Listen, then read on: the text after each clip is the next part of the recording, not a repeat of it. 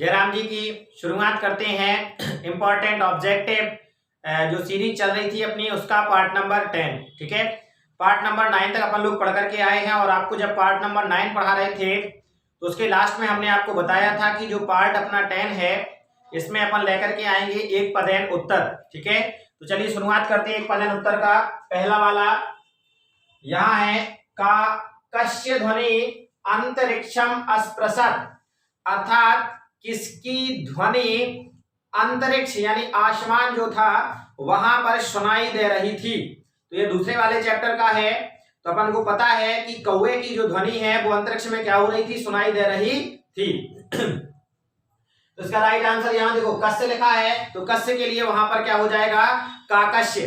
दूसरा क्वेश्चन है, प्रकृति दत्त वरा कहा, प्रकृति के द्वारा दिया गया वरदान क्या है। ठीक है, तो प्रकृति के द्वारा दिया गया वरदान क्या है, वृक्ष। तो इसका राइट आंसर क्या हो जाएगा, वृक्षा। फिर आ जाते हैं, ग्रामे कह वृक्षा आसीत, गांव में कौन सा वृक्ष था। तो गांव में हमें पता है बरगद का पेड़ था। किसका पेड़ था, बरगद का पेड़, जिसे कहा गया था न्यायग्रोध वृक्षा या न्यायग्रोध वृक्षा। तो इसका ये लिखा है न्यायग्रोध वृक्षा।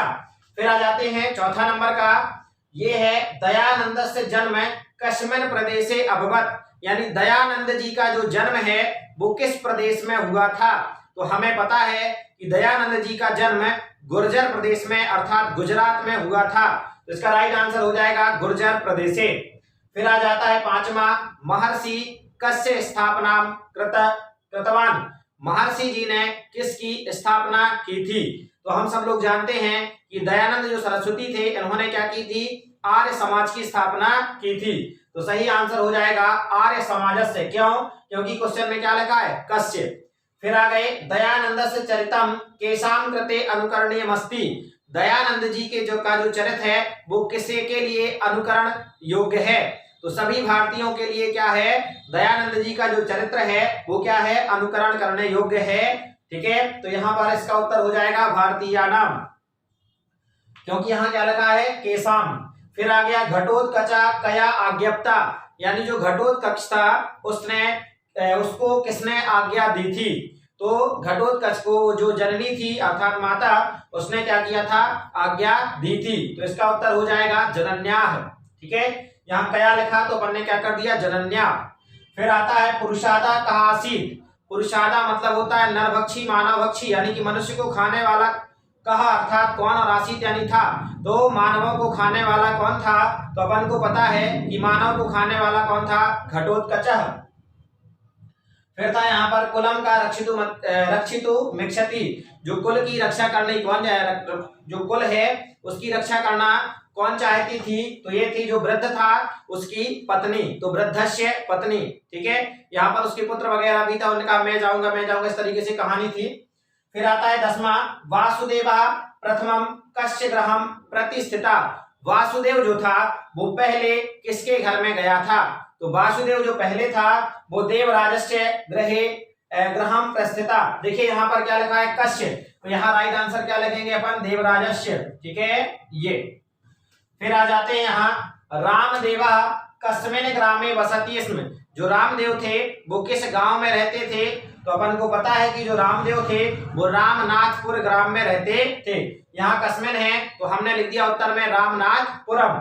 फिर आ गया 12 नंबर का क्वेश्चन, यहाँ लिखा है, जनाः प्रतिदिनम कम स्मरन्ति स्म, जो लोग थे वो प्रतिदिन किसे स्मरण करते थे। तो अपन ने जब पाठ पढ़ा था तो वहां पर बहुत मजा भी आई थी। इसका राइट आंसर क्या हो जाएगा, रामदेव, यानी जो लोग थे वो रामदेव को सुबह से क्या करते थे, स्मरण करते थे।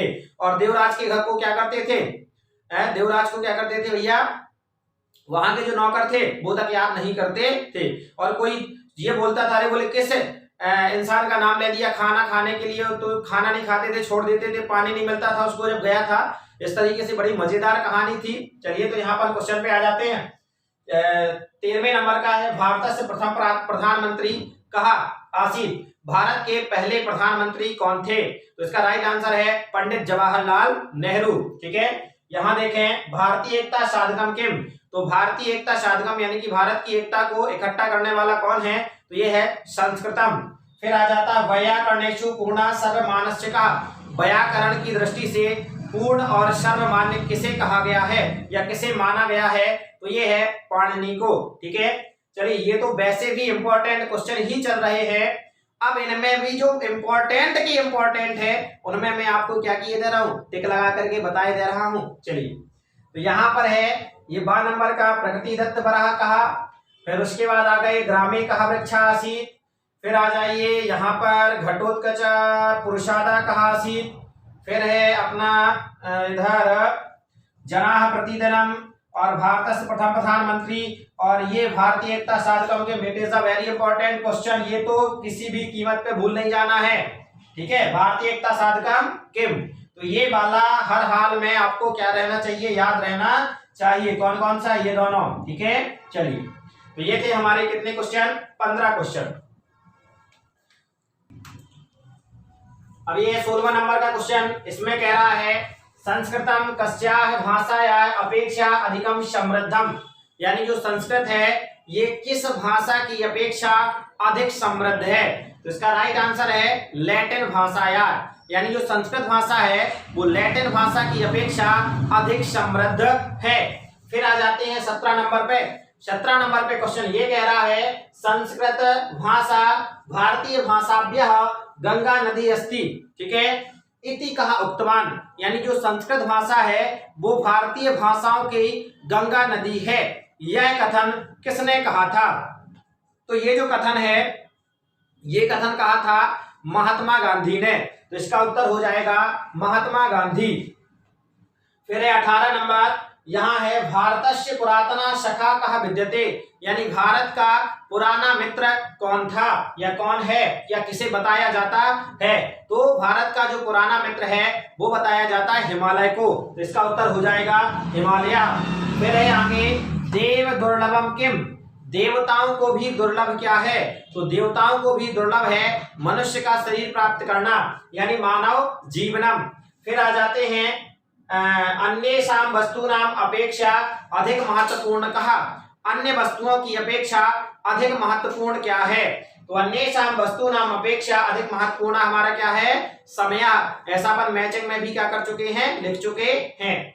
चलिए यहाँ पर 21 नंबर का, यहाँ है निष्क्रियाणां भारम बोध्युम का नेक्षति, ये भी अपन क्या कर चुके हैं, किसी खाली स्थान में क्या है लिखा है, तो निष्क्रिय यानी कि जो बिना कार्य करने वाले होते हैं इनका भार कौन नहीं ढोना चाहता है, तो इनका भार जो है वो कर्म भूमि नहीं ढोना चाहती है। फिर आ गए अपने 22 नंबर के क्वेश्चन पे, यहाँ कह रहा है सूर्यवंश से राजा कहा आसीत, यानी सूर्यवंश के जो राजा थे वो कौन थे, तो सूर्यवंश के जो राजा थे वो कौन थे, अपन ने पढ़ा सगरः आसीत, अर्थात इसका आंसर हो जाएगा सगरः। फिर आ गया 23 नंबर का, यहाँ कह रहा है आकाश गंगा शिवा पुत्र निक्षिप्तवान, यानी आकाश से जो गंगा आई थी उसे शिव जी ने कहाँ छिपा लिया था, तो हम जानते हैं कि शिव जी ने उसे अपनी जटाओं में छिपा लिया था, तो इसका आंसर हो जाएगा स्वजटासु, यानी अपनी जटाओं में छिपा लिया था। फिर आ गया भारतीय समाजे का सदैव पूज्या अस्ति, भारतीय समाज में सबसे मतलब किसकी हमेशा से पूजा होती आ रही है या भारतीय समाज में किसकी पूजा होती है, तो अपन को पता है नारी की, और कहा भी गया है यत्र नार्यस्तु पूज्यन्ते रमन्ते तत्र देवता। चलिए यहाँ देखें मैत्रेयी कश्य पत्नी मासीत, जो मैत्रेयी थी वो किसकी पत्नी थी, तो मैत्रेयी जो थी वो याज्ञवल्क्य कश्य ऋषि जो थे उनकी पत्नी थी, इन्होंने सीता को क्या किया था, पढ़ाया था। चलिए तो इतना ही आज की वीडियो के लिए क्या है अपना बहुत है, और यहाँ तक हो गए अपने 25 क्वेश्चन। नेक्स्ट वाले पार्ट में यानी 11वां नंबर का जो पार्ट होगा उसमें आपके टोटल एक पदेन उत्तर जो है वो क्या हो जाएंगे, कंप्लीट हो जाएंगे, यानी 2 पार्टों में अपन एक पदेन उत्तर क्या कर चुके हैं, पढ़ चुके हैं। तो पढ़ते रहना है, मुस्कुराते रहना है, मिलेंगे आपके साथ हम नेक्स्ट वाली वीडियो यानी पार्ट नंबर 11 में। जय राम जी की।